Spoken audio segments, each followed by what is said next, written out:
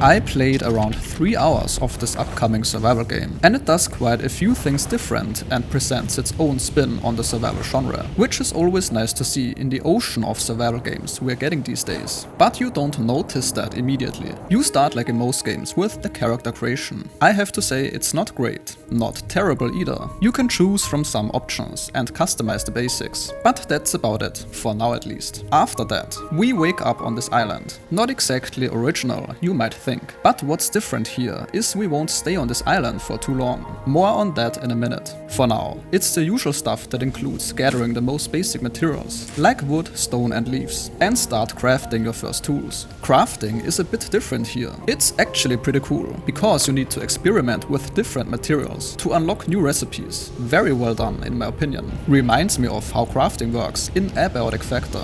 Now the game is tagged as a survival game, but the actual survival elements are much more forgiving. Dying has no real consequence, and eating food and drinking water is not required to survive, but it is a way to get positive buffs for your character. The mindset here is that they focus on rewarding positive actions rather than punishing mistakes.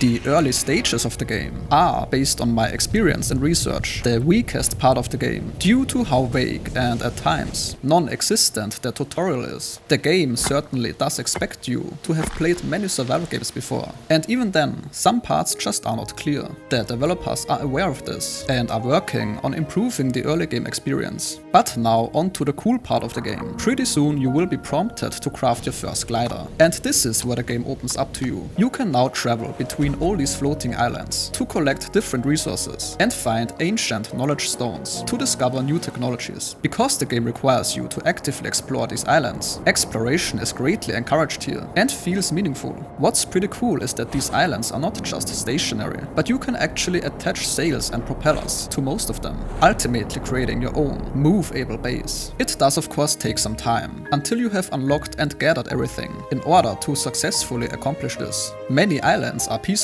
but there are also islands that need to be cleansed of the corruption and restore their ecosystem. By doing that, you get access to new special resources. This usually involves fighting off some enemies and destroying the corruption nodes. It's worth mentioning that if combat totally isn't your thing, there's a peaceful mode where you don't fight enemies, and also a creative mode. What I would like to see is a way to tag or mark islands that I have already been to. Some of them look quite similar, and it's hard to tell which one I have already explored. When it comes to building your base is pretty cool because of how authentic and grounded it feels. Pretty much everything you create is made from materials you actually find in the world. So the things you craft and build feel like a product of your exploration. You can also collect seeds and animals and bring them to your home island. So this is definitely a more relaxed survival experience, with some cool, unique touches, an appealing art style and graphics. And if they properly implement the player feedback, then it could be something great. Let me know if this was helpful, and if it was, a like is very much appreciated.